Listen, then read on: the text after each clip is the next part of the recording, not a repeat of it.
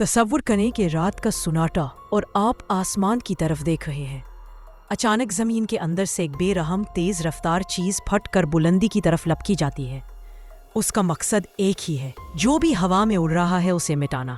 یہی HQ-9 ہے، چین کا طویل فاصلے تک مار کرنے والا زمین سے فائر ہونے والا سنگین سطح بے فضا میزائل نظام، جسے چین کی بڑی دفاعی کمپنی کیسک نے تیار کیا۔ یہ نظام در حقیقت روسی S-300 سے متاثر شدہ مگر اپنے جدید راڈار، گائیڈنس اور کنٹرول سسٹمز کے ساتھ منفرد ہے، یعنی روایتی خطرہ بھی اور جدید شطرنج بھی ایک ہی فورن میں۔ تخریب کی طاقت، رفتار اور رسائی اس کو اتنا خطرناک بناتی ہے کہ مخالف ہوائی اڈے یا فوجی یونٹس کے لیے اس کا وجود ہمیشہ ایک بری نوید ہے۔ تجرباتی اور مختلف ذرائع کے مطابق عام HQ-9 کی بنیادی رینج تقریباً 120 کلومیٹر کے آس پاس ہے، جبکہ جدید یا اپ گریڈ ورژنز اور برآمدی اقسام میں یہ 200 سے 300 کلومیٹر تک پہنچ سکتی ہے۔ اس کے نتیجے میں وسیع علاقے پر کنٹرول ممکن ہوتا ہے۔ میں ہوں آپ کی ہوسٹ اور ڈیفنس انالسٹ ایرا خان، اور یہ ہے شفاقت علی کی پیشکش گلوبل ڈیفنس سیکرٹس۔ یہ میزائل مشینی قوت میں تیزی سے سفر کرتا ہے، تقریباً ماک 4 یا اس سے اوپر، جس کا مطلب ہے ہدف تک پہنچنے میں بہت کم وقت اور دشمن کے رد عمل کے لیے بہت کم خلا۔ HQ-9 کا وار ہیڈ تقریباً 180 کلو گرام کے قریب ہی انفجاری ٹکڑوں والا ہوتا ہے، یعنی جب یہ ہدف کے اتنا نزدیک پہنچتا ہے تو چھوٹے جہاز، ڈرون و کروز میزائل بھی شدید نقصان اٹھا سکتے ہیں۔ ایک درست اگرافت اس کے لیے کافی ہوتی ہے کہ ہدف کو مکمل طور پر غیر فعال کر دے۔ گائیڈنس میں یہ سسٹم مختلف طریقوں کا امتزاج استعمال کرتا ہے، انرشل نیویگیشن، مڈ کورس اپ لنک اور ٹرمینل ریڈار ہومنگ، یا حتیٰ کہ بعض جدید اقسام میں ملٹی موڈ سیکر شامل کیے گئے ہیں تاکہ ریڈار جام یا الیکٹرونک وارفیئر کے دوران بھی ہدف کو پکڑا جا سکے۔ اس کا معقول فارمولا یہی ہے: طاقتور ریڈار، تیز بھاری وار ہیڈ، درمیانے سے طویل فاصلے کی رینج ایکولز ایک ایسا دفاعی جام جو علاقے کی فضائی حرکت کو مکمل طور پر بدل دے۔ اسی لیے HQ-9 کے مختلف ورژنز وجود رکھتے ہیں۔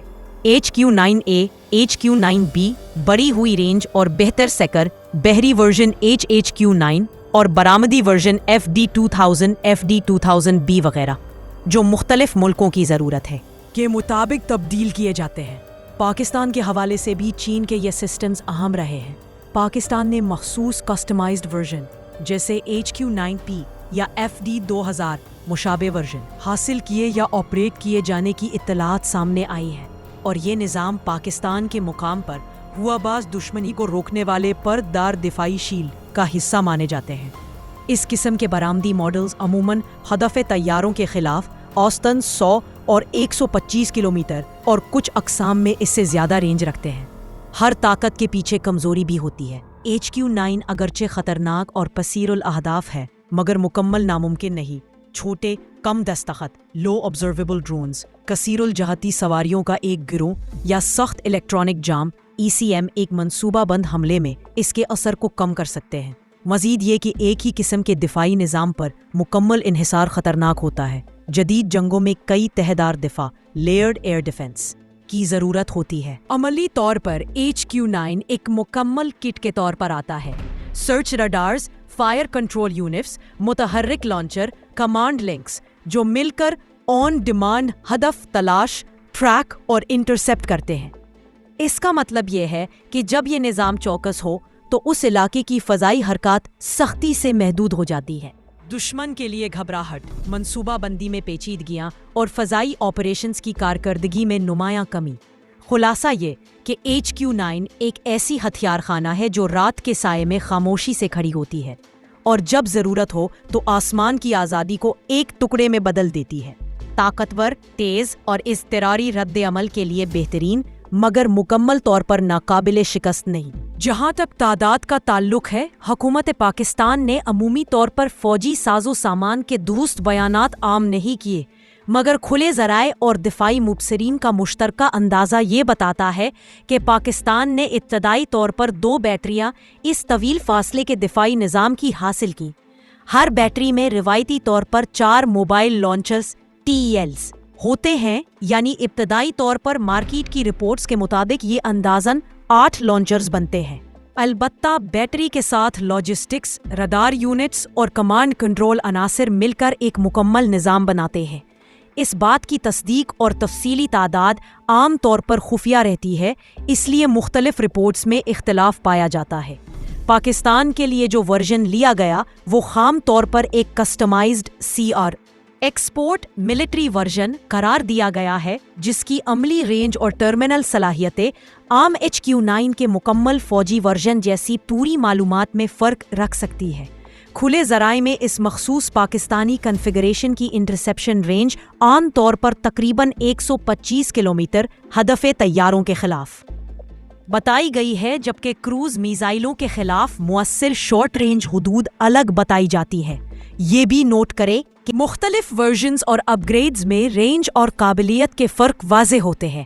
عملی انداز میں ان رپورٹس کے مطابق HQ9P یونٹس نے پاکستان کے فضائی دفاعی نیٹ ورک میں ایک درمیانی تا طویل فاصلے کی تہ شامل کی، مگر تجربات اور بعد کی کوریج اور بعض حالیہ حادثاتی رپورٹس نے یہ بھی دکھایا کہ جامع دفاعی کارکردگی کا انحصار صرف ایک سسٹم پر نہیں بلکہ کئی طبقات، short, medium, long range systems, جدید راڈارز اور مؤثر کمانڈ اینڈ کنٹرول پر ہوتا ہے۔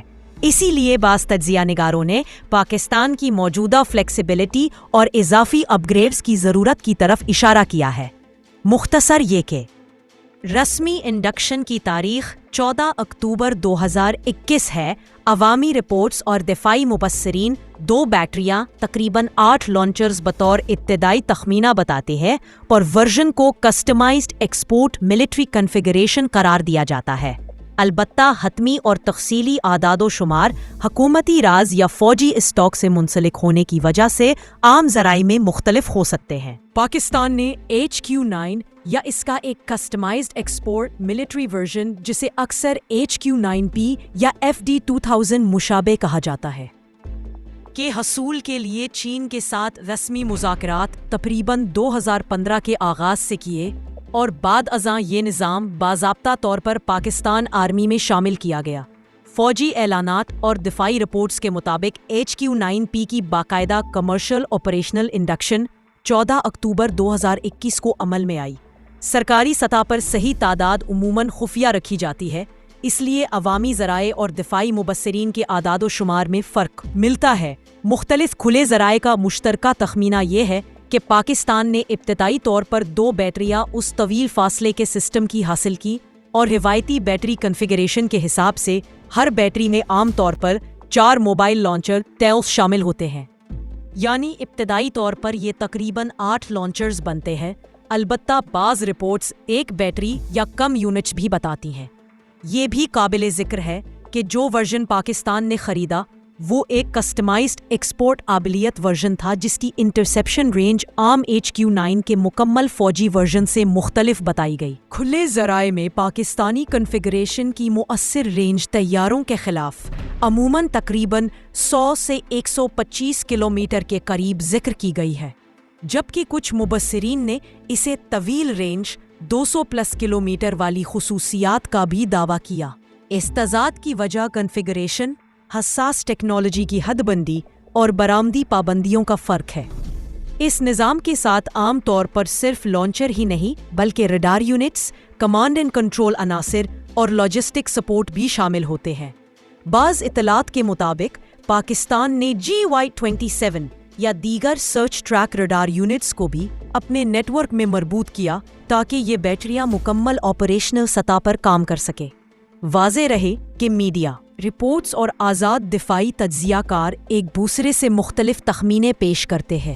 کچھ رپورٹرز اور بلاگز 2 بیٹریاں بتاتے ہیں، کچھ حوالہ جات 1 یا کم یونٹس کا اشارہ دیتے ہیں، اور بعض عالمی دفاعی تجزیوں میں پاکستان کے لیے ابتدائی انڈکشن یا پریلیمنری آپریشنز کی اصطلاحیں ملتی ہے۔ اس لیے عمومی حقیقت یہ ہے کہ HQ9P پاکستان کی سروس میں 14 اکتوبر 2021 سے موجود ہے، مگر اس کی درست، باقاعدہ اور مکمل تعداد عام طور پر خفیہ رکھی جاتی ہے اور عوامی ذرائع میں اختلاف پایا جاتا ہے۔ میں ہوں آپ کی ہوسٹ اور ڈیفنس اینالسٹ ایرا خان، اور یہ ہے شفاقت علی کی پیشکش گلوبل ڈیفنس سیکرٹس۔